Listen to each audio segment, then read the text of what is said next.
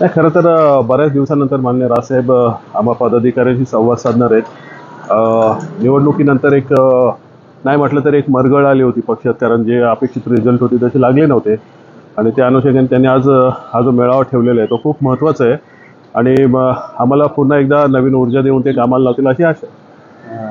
नाही, खरं तर त्यांचा मागचा जो पालकमंत्री पदाचा त्यांचा जो दांडगा अनुभव आहे, मी मागेही बोललो की त्यांना इथलं पालकमंत्री पद दिलं असं बरं झालं असतं.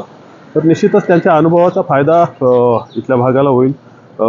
शेवटी ते संपूर्ण महाराष्ट्राचे मंत्री आहेत आणि त्या अनुषंगाने त्यांनी इथे यावं, इथला कारभार बघावा, आम्हा लोकांनाही बरं वाटेल. बाकी पक्ष वाढवायच्या अनुषंगाने ते काय बोलले असेल तर तो त्यांचा पक्षाचा अंतर्गत आहे. राजकारण काही झालं का काय वाटतं? नाही, या कुरघोड्या चालूच असतात. शेवटी दाखवतात हिंदुत्व, महाराष्ट्राचा विकास. परंतु ते विशेषतः जे काही गट आलेले आहेत फुटून, ते एका स्वार्थापोटी आलेले ते सिद्ध होते वारंवार त्यांच्या वागण्यातनं. आणि त्या आमिषापोटी त्यांची अपेक्षा वाढलेली असतात आणि मग ती धुसफूस चालू असते आणि चालूच राहणार.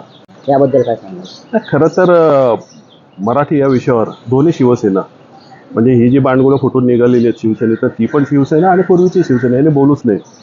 मुंबईत ज्यावेळेस 40 लाख घरांचा मोफत देणार अशी घोषणा केली शिवसेनेकडनं, त्याच वेळेस हे लोंढे यायला सुरुवात झाली. आणि दोपहरचा सामना काढणाऱ्यांनी मराठी आणि हिंदी या वादात पडूच नये, त्यांना तो नैतिक अधिकार पण नाही आहे. ते काम फक्त मनसे खूप जोराने करते आणि मान्य राजसाहेब तो मुद्दा कधी सोडणारही नाही, आम्हाला असेल.